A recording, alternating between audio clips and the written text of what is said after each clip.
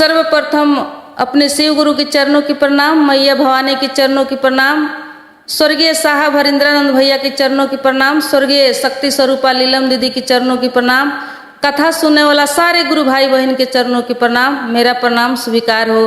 हे महादेव जी, मेरा प्रणाम स्वीकार हो।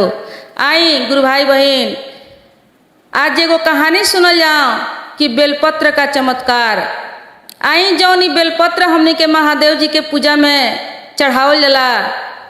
ए बेलपत्र के का खूबी बा, का कारण बा? ये बेलपत्र साधारण बा या एमे कुछ कारण बा? एगो कहानी के माध्यम से सुनल जाओ आ समझल जाओ। कहानी बहुत ही अद्भुत बा। ये बेलपत्र के रहस्य आई हमने के समझे खातिर एगो कथा के ध्यान से सुनल जाओ, तब समझ में आई कि सच में ये बेलपत्र जौन बा महादेव जी के एकदम ई प्रिय हो। बहुत ही खुश रही न महादेव जी बेलपत्र से, भांग धतूरा से। ताई ये बेलपत्र के कहानी हमने के एगो सुनल जाओ। देखी दीदी, एगो गांव में एगो निर्धन पंडित रहलन। पंडित जी बहुत गरीब रहलन, लेकिन पंडित जी शिव जी के भक्त रहलन, दयालु रहलन, धर्म के मार्ग पर चले वाला रहलन। पंडित जी गांव भर में पूजा करावस, जौन कुछ भी मिले उनमें से थोड़ा सा पहला दिन दुखिया के ऊ दान करस। ओकरा बाद में अपना घर में अपना घर के खर्चा के व्यवस्था करस। गरीब होते हुए भी उनका मन में दया के भाव रहे, दानी रहलन ऊ। देखी उनकर पूजा पाठ कैसन रहे, कैसन नियम रहे उनकर। वो अपना घर में एगो छोटा सा शिवलिंग के व्यवस्था करके रखले रहलन। बड़ा सुंदर से शिवलिंग के घर के एगो छोटा सा कोना में रख के सजा के प्रतिदिन शिवलिंग के पूजा करस। अब पूजा में वो अपना प्रतिदिन बेलपत्र के व्यवस्था करस। बेलपत्र के व्यवस्था के बिना उनकर पूजा कहियो ना होखे। सब दिन वो बेलपत्र के जुटा के अब बेलपत्र से वो पूजा करस। बेलपत्र से पूजा ऐसे करस कि उनका मालूम रहे कि महादेव जी के भोजन जौन बा, प्रसाद जौन बा, वो भांग धतूर बेलपत्र ही बा।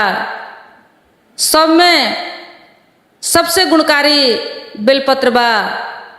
तो सोचस कि हम पूजा करतनी, तो पूजा कैला के बाद महादेव जी के प्रसाद खातिर हमरा सबसे सही बेलपत्र लागता। काहे कि बेलपत्र महादेव जी के बहुत प्रिय हो।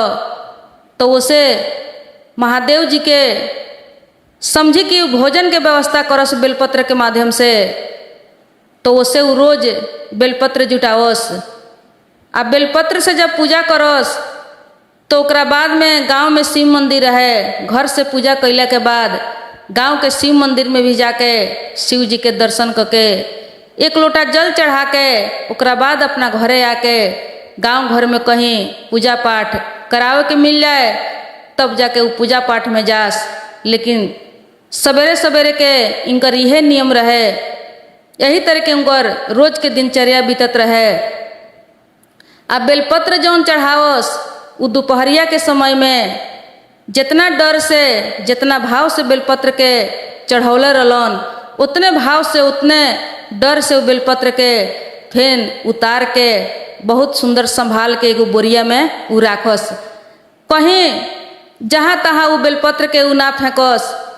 कहस कि जहीं तहीं फेंकला से कहीं ये बेलपत्र पर पाँव पड़ सकता, कहीं कचरा कुचरी में जा सकता, तो बेलपत्र के अपमान होई। काहे कि बेलपत्र से हमरा महादेव जी के पूजा भइल बा। ये बेलपत्र के माध्यम से हम महादेव जी के भोजन करौले बानी। तो ये बेलपत्र जति कहीं जहाँ तहाँ चल जाता, कचरा उचरा में चल जाता, नाली नुली में चल जाता, तो ये बेलपत्र के अपमान होई। ये ठीक नहीं खे, सही नहीं खे। ओसे ई मन में डर रख के अब बेलपत्र के संभाल के एगो बोरिया में राखस। अब धीरे धीरे ऐसा ही करके उनकर समय बीतत रहे। गरीबी बहुत ज़्यादा रहे। जौन कुछ भी उनका पूजा पाठ करावला के बाद मिले थोड़ा सा उनमें से दान भी करस। काहे कि उनका मन में दया के भाव रहे, दयालु रहलन। उ कितनो गरीबी रहे लेकिन थोड़ा सा दान कैला बिनु उ ना रह सकस। थोड़ा सा दान कैसहू क के उ कर लेस। समय बीतत रहे, कभी कभी उनका घर में भोजन के भी दिक्कत हो जाए, काहे कि काम उतना पूजा पाठ के उनका ना मिले, थोड़ा थोड़ा उनका दिक्कत होखे। कभी कभी तो ऐसा हो जाए कि 2 दिन पर उनका घर में भोजन बने, 2 दिन पर उनका भोजन के व्यवस्था होके सके। लेकिन फिर भी पंडित जी खुश रहस, अपना महादेव जी से, अपना शिव जी से कोनो शिकायत ना रहे, कोनो नाराजगी उनका लगे ना रहे। खुशी खुशी भले उनका भोजन ना मिले, 2 दिन 3 दिन हो जाए, लेकिन अपना महादेव जी के भोजन के प्रबंध करके बेलपत्र से उ रोज पूजा करस। अब का भइल कि एक दिन के बात हो कि घर में पूजा कैला के बाद उ मंदिर में जात रहलन। मंदिर में जात रहलन तब तक उनका घर में 2 दिन हो गई रहे, भोजन ना मिल रहे। भूखे प्यासे एकदम खुशी होके मंदिर में उजात रहलन, ओम नमः शिवाय, ओम नमः शिवाय के जाप करत। वही समय में महादेव जी आ पार्वती जी धरती पर आई रहे लो, धरती पर आई रहे लो भ्रमण करे खातिर। तब पार्वती जी के नजर जब पड़ल वो ब्राह्मण पर, तो महादेव जी से कहनी कि हे नाथ, देखी ई ब्राह्मण जौन बाड़े उ राउर भक्त होंगे। देखी 2 दिन से भूखा बाड़े, लेकिन फिर भी राउर नाम कितना खुशी से, कितना मन से जाप कर रहल बाड़े, आ मंदिर के ओर आगे बढ़ रहल बाड़े। आ ई पूजा जौन करेले तो कितना श्रद्धा से, कितना मन में डर लेके राउर भोजन के व्यवस्था करेलन बेलपत्र के माध्यम से। आ रउआ इनकर भोजन बन कर दिले बानी। राउर भोजन के व्यवस्था ई रोज करेलन, लेकिन रउआ इनका भोजन के व्यवस्था नहीं करत। ई बड़ा दुख के बात बा। देखी इनका घर में 2 दिन हो गइल बा चूल्हा में आँच बरैले, थोड़ा सा इनका पर नजर करी, अपन दया घुमाई हे प्रभु। ई राउर भोजन तैयार करता रोज रोज, लेकिन रउआ इनका के भूखा राखतनी, ई सही नहीं खे। थोड़ा सा अपन कृपा करी, दया करी इनका पर, इनका भोजन के व्यवस्था करी, इनकर गरीबी दूर करी। काहे कि राउरी प्रिय भक्त बड़ेन, इनका मन में अटूट श्रद्धा भक्ति बा। तो महादेव जी कहनी कि ठीक बा, देखो पार्वती, ई जौना बेलपत्र से हमरा के पूजा करेलन, आ पूजा कैले के बाद भी जौन बेलपत्र संभाल के बोरिया में रखेलन कि ये बेलपत्र के कहीं अपमान ना होके, कहीं केहू के पैर ना लग जाए, कहीं गंदा जगह ना चल जाए। जितने डर से पूजा करेलन उतने डर से वो बेलपत्र के संभाल के रखेलन।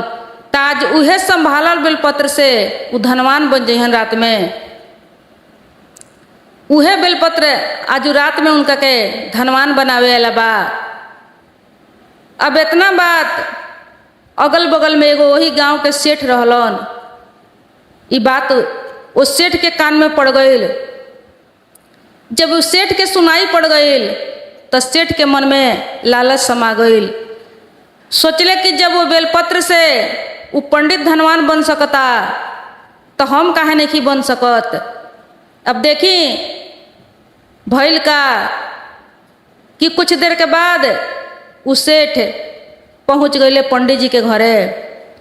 पंडित जी से जाके कहे लगले कि ये पंडित जी, रउआ पूजा से जौन बेलपत्र उतार के राखी ने, वो बेलपत्र के हमरा बहुत ज़्यादा जरूरी पड़ गई बा।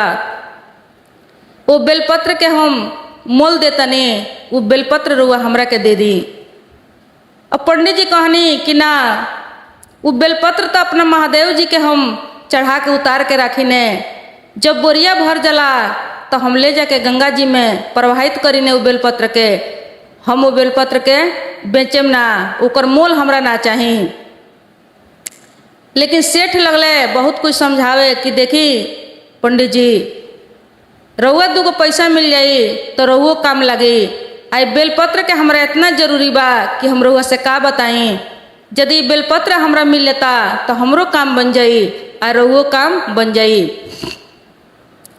अब पंडिताइन सुनली तो पंडिताइन कहली पंडित जी से कि ये जी देखी हमनियों के घर में बहुत ज़्यादा गरीबी बा, 2 रुपया के हमनी के काम बा। यदि बेलपत्र दे दिया जाता इस सेठ के तो 2 रुपया दी हैं तो हमनी के घर में कुछ खर्चा बर्चा के व्यवस्था हो जाई, कुछ दिन के दुख दूर हो जाई। तो बेलपत्र के रउआ इस सेठ के दे घाली। पहले तो पंडित जी तैयार ना भइले, लेकिन बहुत कुछ कहला समझौला के बाद पंडित जी सेठ के बेलपत्र बड़ा दुख महसूस करके दिलन। और सेठ जे बा उनका के 100 गो स्वर्ण मुद्रा दे के वहाँ से बेलपत्र लेके चल दिले। बेलपत्र लेके गईले, बहुत खुश भइले कि आज रात में हम ये बेलपत्र से धनवान बन जाए। अब दिन भर बीत गई, रात के जब समय आयल तब बेलपत्र लेके वही गांव के शिव मंदिर में वो पहुँच गईले। शिव मंदिर में पहुँचला के बाद शिव जी के बेलपत्र चढ़ावे लगले, ओम नमः शिवाय ओम नमः शिवाय के जाप करे लगले। अब ऐसा ही करते करते आधा रात बीत गई, लेकिन कुछ उनका देखे के ना मिलल, कुछ लाभ ना भइल। अब मन में सेठ के बेचैनी हो रहल बा कि दादा आधा रात बीत गई, देखा तनी कि कुछ नज़र नहीं खेआवत, कैसे हम धनवान बने, कैसे हमरा धन दौलत मिली। धीरे धीरे उनका मन में बेचैनी बढ़ता। तब तक रात के 3 बज गई। जब रात के 3 बज गई तो का कैले, कहत रहे कि हे महादेव जी पूरा रात बीत गई, बेलपत्र चढ़ावत चढ़ावत आ ओम नमः शिवाय के जाप करत करत, लेकिन कुछ दिखाई ना दिलक। ये बेलपत्र के चमत्कार ना देखे के मिलल, कुछ धन दौलत नहीं लौकत, कैसे बेलपत्र के चमत्कार हुई। अब इतना बात कह के थोड़ा देर रुक के एकदम बहुत ज़्यादा खीस में क्रोध में आके सेठ दोनों हाथ से शिवलिंग पकड़ के लगले झकझोरे, लगले कहे कि हे महादेव जी रउआ झूठा बानी, ये बेलपत्र से कहाँ चमत्कार होता, कहाँ हम धनवान बनतनी, कहाँ कुछ देखे सुने के मिलता, कुछ ना भइल। अब झकझोरे लगले, झकझोरते झकझोरते देखी उनकर दोनों हाथ जौन बा उस शिवलिंग से जाके चिपक गई। अब देखा तारे हाथ घींचे के छोड़ावे के कोशिश करस तो हाथ शिवलिंग से छूटत नहीं खे।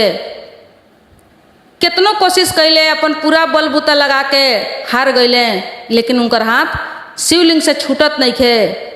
अब जब शिवलिंग से हाथ उनकर छूटत नहीं खे तो उनका मन में बहुत ज़्यादा बेचैनी होखे लागल, घबराहट होखे लागल। अब महादेव जी के लगलन गुहार करे कि हे महादेव जी, हे शिव जी क्षमा करी हमरा के, हमरा से बहुत ज़्यादा पाप हो गई, बहुत ज़्यादा गलती हो गई बा, क्षमा करी हे नाथ, हमरा कोनो धन दौलत ना चाही, हमरा ये हाथ के छुटकारा करी, बहुत घोर पाप हो गई बा हमरा से। बहुत विनती कैला के बाद वो शिवलिंग से आवाज आई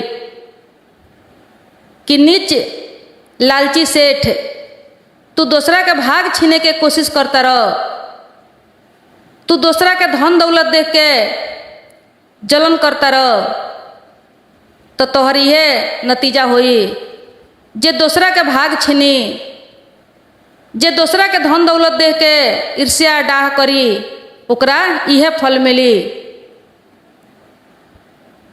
त निमन भइल बा कि तोहरा करने के फल मिलल बा, अब तू अपन कर्म फल भोग, बेचैन काहे बाड़, जैसन कैले बड़ा वैसन तोहरा मिलल बा। अब इतना बात सुन के उस सेठ महादेव जी से पुका फाड़ के रोए लगलन, माफ़ी मांगे लगलन कि हे महादेव जी माफ़ करी, हमरा के माफ़ करी, बहुत ज़्यादा गलती हो गई बा, ये हमरा हाथ के छुटकारा करी। तब महादेव जी कहनी, जौन आवाज़ आवत रहे शिवलिंग से, फिर आवाज़ आइल कि तू ब्राह्मण के 1000 गो स्वर्ण मुद्रा देब, जब ओकरा हाथ में सौंपब तब जाके तोहरा ई हाथ के छुटकारा होखे वाला बा, ना तो ई हाथ के छुटकारा होखे वाला नइखे। स्वर्ण मुद्रा तहरा 1000 स्वर्ण मुद्रा वो ब्राह्मण के देवे के पड़ी, तब जाके तोहरा ये पाप से मुक्ति होई। अब तब तक बिहान हो गईल। बिहान जब हो गईल तो उहे पंडित जी अपना घर से पूजा उजा क के आए मंदिर में अइलन। जब मंदिर में अइलन तो उस सेठ के हालत देखतारन। तब पंडित जी घबराए लगलन कि सेठ के ई कौन हालत भइल बा, ई काहे ऐसे हो गइल बा। पूछले कि हे सेठ, काल्हे तो तू हमरा से बेलपत्र किन के ले अइलो कि हमरा बहुत जरूरी बा बेलपत्र के, लेकिन तोहरी दुर्दशा कैसे भइल बा। तो सेठ कहले कि हे पंडित जी, सबसे पहले रउआ हमरा घरे जाई आ हमरा घरे जाके हमरा बेटा से कहें कि 1000 स्वर्ण मुद्रा लेके मंदिर में आवे के तोहर बाबूजी बोलाओ तारे। पहला हमरा बेटा के जाके ई खबर दी, ओकरा बाद हम कहानी सुनाएम। अब पंडित जी गइल बानी सेठ के घरे। सेठ के घरे जाके उनका बेटा से कहनी कि मंदिर में तोहर बाबूजी 1000 स्वर्ण मुद्रा मांगत रहे, लेके तू वहाँ मंदिर में पहुँचो। अब उनकर बेटा सुन ले तो 1000 स्वर्ण मुद्रा लेके मंदिर में आइल बड़े। मंदिर में जब आइल बड़े तो अपना बाबूजी का हालत देख के पूछत रहे। तो सेठ कहले कि बेटा, सबसे पहले तू ई स्वर्ण मुद्रा जल्दी पंडित जी के हाथ में सौंपो, तब जाके हमरा हाथ के छुटकारा होखे वाला बा। पहले तू पंडित जी के हाथ में ई मुद्रा थमाओ, तब जाके हमरा हाथ के मुक्ति मिले वाला बा। तब उस सेठ के बेटा पंडित जी के हाथ में स्वर्ण मुद्रा जैसे थमौलन सौंपलन, तैसे इनकर हाथ शिवलिंग से छूट गईल। जब शिवलिंग से छूट गईल तब पंडियो जी के आई अपना बेटों के ई कहानी अपन बतौले कि हमरा मन में लोभ समा गई, लालच समा गई। ई लोभ के लालच के कारण से हमारी दशा भइल बा। ओकरा बाद में पंडित जी से माफ़ी मांगले। माफ़ी मांग के अपना घरे गईले। पंडित जी स्वर्ण मुद्रा लेके शिव जी के दर्शन करके वो अपना घरे गईले। तब महादेव जी कहतनी पार्वती जी से कि देखा पार्वती, हम कहले रहनी हो कि जौन बेलपत्र संभाल के रखले बड़न उहे बेलपत्र से आजू धनवान बने वाला बड़न। तो देखा धनवान बन गईलन। पहले उनका 100 गो स्वर्ण मुद्रा मिलल, ओकरा बाद में 1000 स्वर्ण मुद्रा उनका मिल गईल। अब उनकर गरीबी दूर हो गईल। महादेव जी कहनी कि देखो पार्वती, जौन पार्वती जी पूछनी कि कैसे वो धनवान बनल हन, कैसे उनका सेठ के पैसा मिलल खो। तो कहनी महादेव जी कि देखो जौन बेलपत्र संभाल के रखल रहन वही बेलपत्र के माध्यम से धनवान बनल बड़न। कौनो चीज के यदि संभाल के रखल जाता, ओकर इज्जत कइल जाता, कदर कइल जाता, तो एक दिन आवे वाला दिन में बहुत उसे फल मिलेला, फायदा होखेला संभाल के रखल चीज से। काहे कि केहू के कौनो सामान के इज्जत करतनी तो उहो राउर एक दिन इज्जत दी, कुछ ना कुछ उससे बरकत हुई। कहनी महादेव जी कि देखो कौनो चीज संभाल के रखल जाला तो घर में आवेला दिन में काम लगेला और उसे घर में बरकत मिलेला। तो वही से कभी भी कौनो चीज के अनादर ना करे के चाहिए। देखी गुरु भाई बहन, वो बेलपत्र के जौन संभाल के रखले रहलन, डर से रखले रहलन कि कहीं केहू के पैर ना लग जाए बेलपत्र पर, कहीं नाली में कचरा कुचरी में ना चल जाए। तो ही बेलपत्र के संभाल के रखला के नतीजा से उस सेठ धनवान बन गईलन। तो देखी हमनी के भी पूजा कैले के बाद में बेलपत्र होके, पान फूल होके, जे कुछ भी होके संभाल के रखे के चाहिए।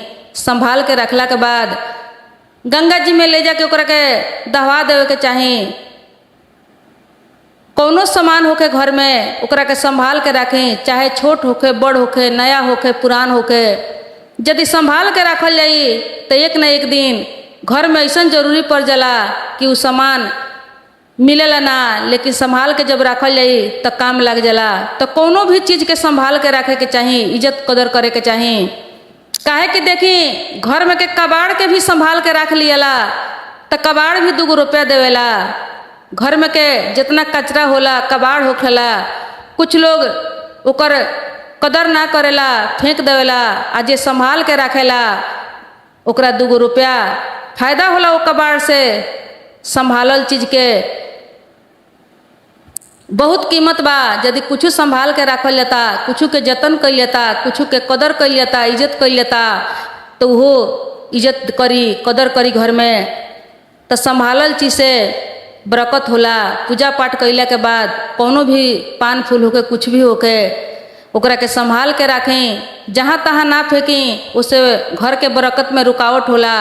घर के तरक्की करे खातिर पूजा पाठ करी सामान के, फल होके, प्रसाद होके, जे कुछ भी होके बढ़िया से संभाल के रखें। शिव गुरु पर विश्वास करी, उनका से नेह लगाई। देखी जैसे वो पंडित जी धनवान बन गईलन, उनका मन में जौन डर रहे, भाव रहे, वो डर के भाव के प्रयोग करी।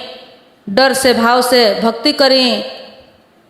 पंडित जी खाने हमनियों के दिन बदल जाई, हमनियों के दिन सुखी हो जाई। ताई आज के कथा इतने। तब तक प्रणाम, नमस्कार, हर हर महादेव। एगो गांव में एगो सेठ रहलन।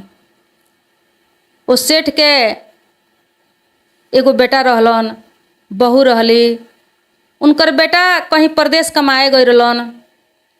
परदेश कमाए गई रहलन। उनकर पतोह जौन बाड़ी घर में रहली, अपना ससुर के देख रेख करस, अपन घर दुआर देख रेख करस। एक दिन के बात है कि उनकर पतोह गईली पानी भरे कुआं पर। कुआं पर जब पानी के गईली तो पानी जब भरत रही तो वही समय में एगो बहुत ही प्यासा आदमी वहाँ आइल। आके कहलक कि हे पनिहारिन, हमरा बहुत जोर से प्यास लागल बा, थोड़ा सा पानी पिया दे तू, तो हमर मन शांत हो जाइत, प्यास मिट जाइत। तो पनिहारिन पूछली उनका से, कहली कि रउआ के हई, के बानी? तो कहले कि हम एगो यात्री हई। तो कहली कि ये संसार में तो केवल 2 गो यात्री बा, ई तीसरका यात्री कहाँ से आ गईल? अभी जब ऐसे कहली कि तीसरका यात्री कहाँ से आ गईल, तो ये आदमी जौन बा ई बड़ा सोच में पड़ गईल। ये प्रश्न के ओकरा उत्तर मालूम ना रहे। सोचल कि पानी ना मिली। अब जब हम बतैबे ना करें तो ये पानी हमरा के ना पियई हैं। अब उ जाके साइड ला गईले, जाके कहीं अलग हट के बैठ गईले। तब तक वहाँ फिर एगो दोसर आदमी आवता। दोसर आदमी जब आइल तो वो कहल कि हे पनिहारिन, बहुत जोर से प्यास लागल बा, गला सूख रहल बा, थोड़ा सा पानी पिया दो, ये मन में ठंडक हो जाओ, बहुत ज़्यादा प्यास लागल बा। तब फिर ही पनिहारिन उनका से सवाल करतरी, कहतरी कि रउआ के हई, के बानी? तब वो कहतरे कि हम गंवार हई। जब कहले कि हम गंवार हई तो पनिहारिन कहतरी कि ये संसार में तक केवल 2 गो गंवार बा, तो ये तीसरा गंवार कहाँ से आ गईल? अब जब इतना बात कहली तो इहो सोच में पड़ गईले। कहतरे कि अब हम का बताई कि तीसरा गंवार कहाँ से आ गईल। अब उहो जाके साइड ला गईले। उहो जाके साइड ला गईले कि पानी ना मिली। तब तक वहाँ एगो तीसरा आदमी आ गईल। उहो आदमी बड़ा पियासा रहे, पियास लागो रहे, बड़ा जोर से जाके कहत रहे कि हे पनिहारिन थोड़ा सा पानी पियाओ, बहुत जोर से पियास लागल बा, थोड़ा सा पानी पिया देबू ते मन के शांति मिल जाइत, ई सुखल हृदय जौन बा उ जुड़ा जाइत, तनी सा पानी पिया द हमरा के। तब उ कहतरी कि रउआ के हई, के बानी। फिर उनका से सवाल करतरी तो उ कहतरे कि हम गरीब हई, हमरा के पानी पिया दो। जब गरीब हई कहले तो ई कहतरी कि ये संसार में तक केवल दुइये गो गरीब बा, ई तीसरा गरीब कहाँ से आ गईल। अब इतना बात सुन के इहो असमझ में पड़ गईले। कहतरे कि तो इस सवाल के हमरा जवाबे था नहीं के, तो हम कैसे बताई, अब पानी ना मिली। इहो जाके साइड लाके बैठ गईले। तब तक देखी वहाँ चौथका आदमी एगो आ गईल। चौथका आदमी जब आइल तो उहो कहता कि ये पनिहारिन थोड़ा सा पानी पिया दो। पानी के बिना एकदम मन व्याकुल हो रहल बा, मन में छटपटी हो गईल बा, बहुत जोर से प्यास लागल बा। तब फिर उनका से सवाल करतरी, कहतरी कि रउआ के हई, के बानी। तो कहतरे कि हम मूर्ख हई। जब कहले कि हम मूर्ख हई तो फिर कहतरी कि ये संसार में तो केवल दुइये गो मूर्ख बा, आई तीसरका मूर्ख कहाँ से आ गईल। अब इतना बात जब उ सुनले तो कहले कि ये प्रश्न के तो हमरा जवाबे मालूम नहीं खे। अब वो पानी मांगल छोड़ के उहो जाके बैठ गईले। अब चारों जने एक जगह जाके बैठ गई लोग, प्यास लागो रहे, मन छोड़ करके एकदम प्यासे बैठल बा लोग। तब तक कि पनिहारिन पानी भर के वहाँ से चल दिली। पानी भर के जब चलली वो लोग के देखली तो इनका मन में लागल कि हम तो ये लोग के पानी ना पियोनी हो, लेकिन पानी पियावे के चाही, पानी के पियावल धर्म हो। हम पानी ना पिया के ये लोग के बड़ा गलत कैले बानी। ये लोग बहुत जोर से ये लोग के प्यास लागल रहलक हो। इ तो एगो पुण्य के काम हो पानी के पियावल। अब वो गईली आ जाके वो लोग से कहली कि देखी रउआ सभे हमरा घरे चली, हमरा यहाँ पानी पियावे के कोनो भाड़ा बर्तन ना रहलो, पानी पियावे ला कोनो पात्र ना रहलो, वही से हम रउआ सबके पानी नहीं पियोले। रउआ सभे हमरा घरे चली, बहुत सुंदर से हम रउआ सभे के पानी पियाएम। रउआ लोग निराश मत होखी, पानी जरूर मिली। अभी लोग के प्यास लागल रहे, इनका संगे संगे घरे आई लोग। घरे आई लोग बहुत सुंदर ये लोग के बैठौली, सामान कैली, पानी देली, पानी पियावत रहली। तब तक इनका ससुर आ पहुँचले वहाँ। जब ससुर अइले तो देखले कि ये लोग जान पहचान के केहू लागत नहीं खे, तो ये बड़ा मने मने नाराज भइले। अब इनकर मन जौन बा, इनका मन में गलत विचार आ गईल। ये सोचले कि देखो घर में हमर बेटा नहीं खे, आई हमर पतो गलत हो चुकल बाड़ी, गैर लोग के, गैर मर्द के कैसन सेवा करतरी, कैसे पानी पियावतरी, ये तो बहुत गलत कर रहल बाड़ी, शायद ही गलत हो चुकल बाड़ी। अब इनका मन में पाप जा गईल। तुरंत के तुरंत उ का कैले कि उ राजा के घरे गईले। जाके राजा साहब से कहले कि हे राजा साहब देखी हमर पतो गलत हो गईल बा, हमरा पतो के बुलवा के सजा देवे के पड़ल, काहे कि घर में हमर बेटा नहीं खे। हमरा बेटा के ना रहला पर देखी उ गैर आदमी के बुला के, गैर मर्द लोग के बुला के बड़ा बढ़िया से सेवा करतरी, पानी पिया रहल बड़ी, ये हमरा ठीक नहीं खे लागत। उनका के कोनो ना कोनो दंड या सजा देवे के पड़ल। तब राजा साहब तुरंत एगो आदमी भेजलन उनका पतोह के बुलावे खातिर। आदमी गईल कहलक कि राजा साहब बुलाओ तरे। तो पूछली कि राजा साहब काहे खातिर बुलाओ तरे।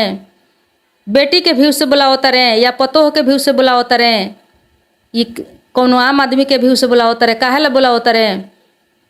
अब फिर वहाँ राजा के पास खबर गईल कि पूछो तारी कि कौना बात से बुलाओ तरे, का समझ के बुलाओ तरे। तो राजा कहले कि उनका के हम पतोह समझ के बहू समझ के बुलाओ तनी। एगो डोली भेजले, वो डोली में बैठ के पनिहारिन गईली राजा से पूछली कि हे राजन, काहे खातिर हमरा के बुलावल गईल ख, कह के सुनाई। तब राजा कहले कि देखो तोहर ससुर शिकायत लेके आइल बड़े कि तोहर पति विदेश में बड़े, परदेश गईल बड़े, आ तू गैर मर्द लोग के घर में बैठौले बाड़ू, पानी पियाओ तारू, वो लोग के सेवा करो तारू। तो कहली कि पानी पियाओ तनी तो मैं कौन गलत कैले बानी, कोनो भी प्यासा के पानी पियावे के चाहिए, ये तो धर्म के काम हो। तो राजा कहले कि ना, तोहरा घर में तोहर गार्जियन नहीं खे, तो तोहरा ये काम ना करे के चाहिए।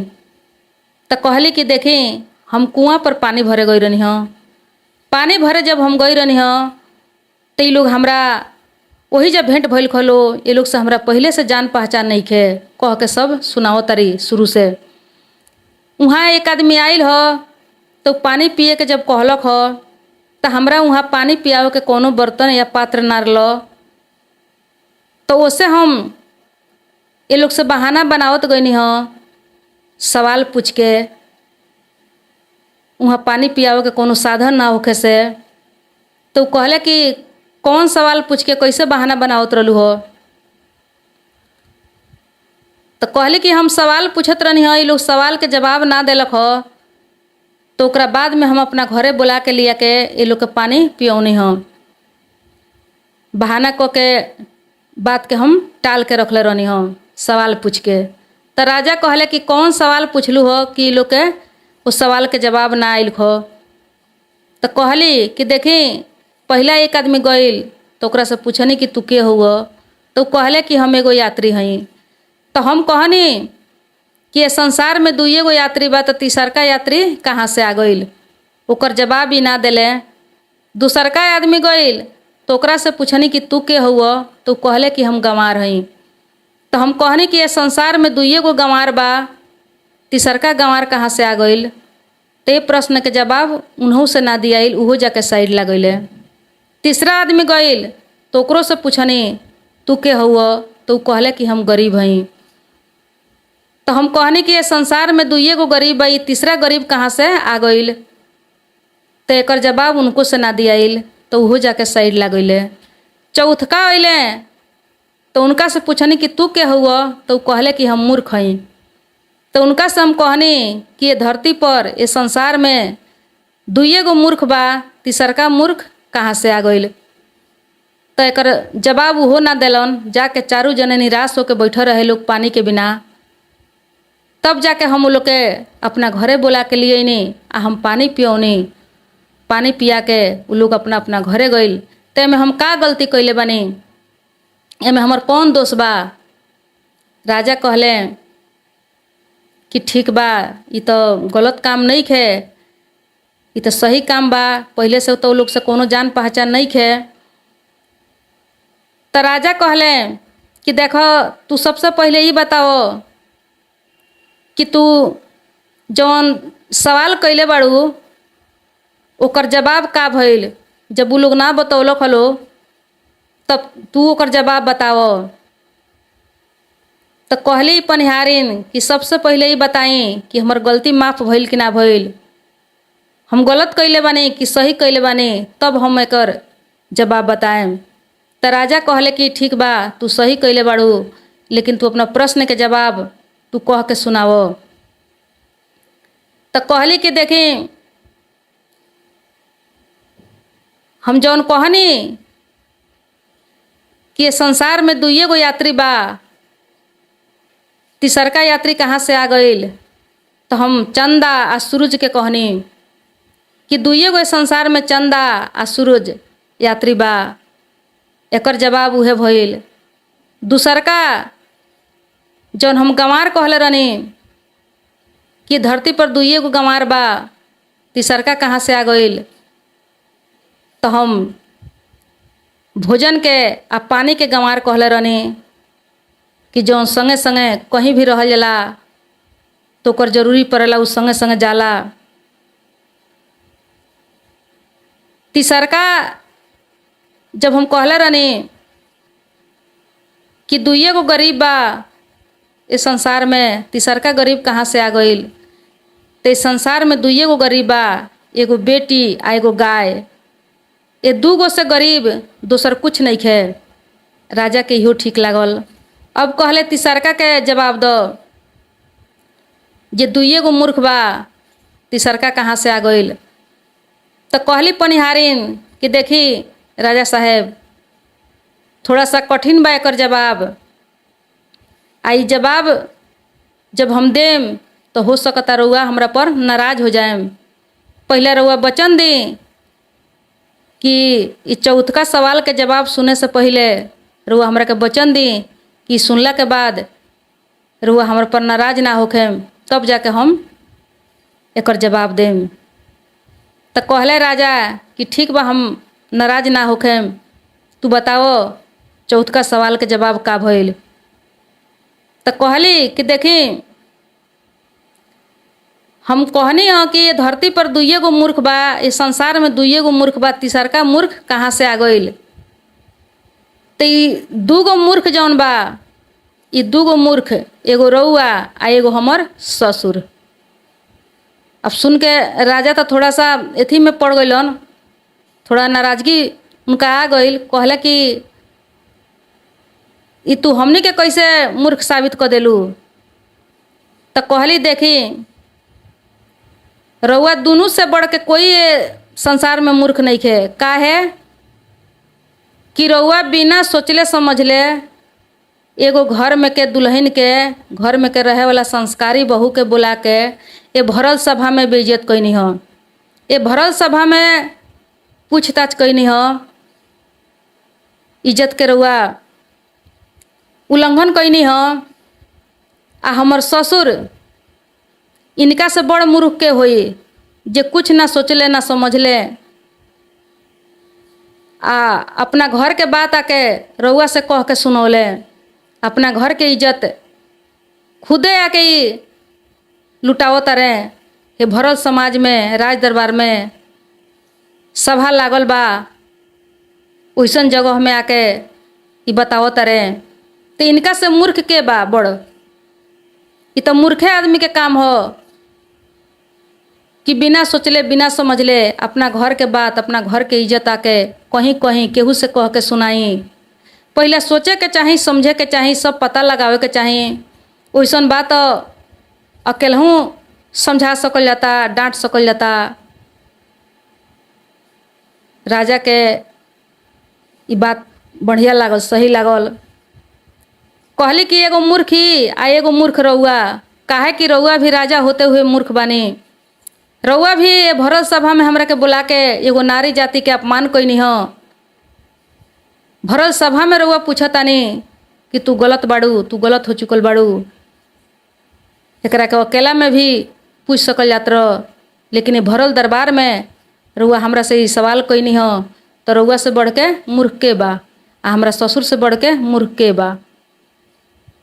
राजा ये बात के स्वीकार कैले, कहले कि हाँ तू एकदम सही बाड़ू, आ तोहर प्रश्न जौन बा, तोहरा प्रश्न के उत्तर भी एकदम सही बा। उनका ससुर के कह समझा के घरे पे ठौले। उनकर ससुर शर्मिंदा हो गईले। तो देखी गुरु भाई बहन, यही से केहू के बारे में बिना कुछ सोचले, बिना कुछ समझले कभी भी कुछ उल्टा सीधा ना कहे के चाहे, कभी शंका ना करे के चाहे, कभी शिकायत ना करे के चाहे, कोनो लांछन ना लगावे के चाहे। काहे कि कभी कभी आँख से देखल चीज़ भी गलत होला, कान से सुनल चीज़ भी गलत होला। उ तो कितना पुण्य के काम कइले रही कि बैठा के वो लोग के प्यास मिटावत रही, पानी पियावत रही। लेकिन बिना सोचले समझले उनकर ससुर अपना घर के बात जाके राज दरबार में सुनौले। वैसन भी ना करे के चाही। पहले अपना घर में देखे के चाही, पूछे के चाही, जांच पड़ताल करे के चाही। कहीं जाके घर के बात ना कहे के, केहू से कह के ना सुनावे के। जब घर से बाहर निकल जाई तो फिर वो बात लौट के घर में वापस ना आई। तो उससे पहले अपना घर के समस्या खुद के समाधान करे के कोशिश करे के चाही, कहीं बाहर निकले ना देवे के चाही। तो एक कथा से हमने के यही सीख मिलता कि केहू के बारे में कुछ ना सोचे के चाही। बस सोचे के बता अपना बारे में सोची, अपन सुधार करी, अपना चिंता में रही। दूसरा के सुधार कैला से कुछ मिले वाला नहीं है। यदि अपन सुधार करतनी, अपना चिंता में पड़तनी तो कुछ फायदा हो सकता, लेकिन दूसरा के सुधार करके कुछ होखे वाला नहीं है। तो उसे अपना चिंता में रही और महादेव जी के अपन गुरु बनाई, 3 सूत्र के पालन करी। कथा समाप्त भइल। हर हर महादेव। रोज रोज गौरा शंकर का दिए ताना,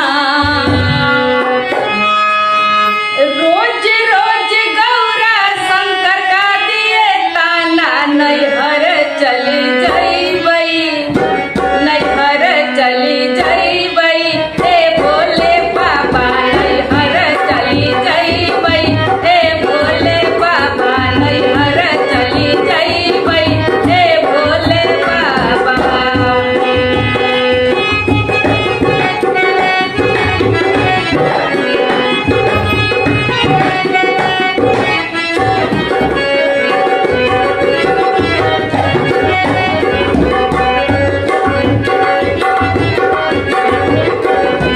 रोज रोज गौरा शंकर का दिए ताना, रोज रोज गौरा शंकर का दिए ताना। नैहर चली जइबई, हे भोले बाबा नैहर चली जइबई, हे भोले बाबा।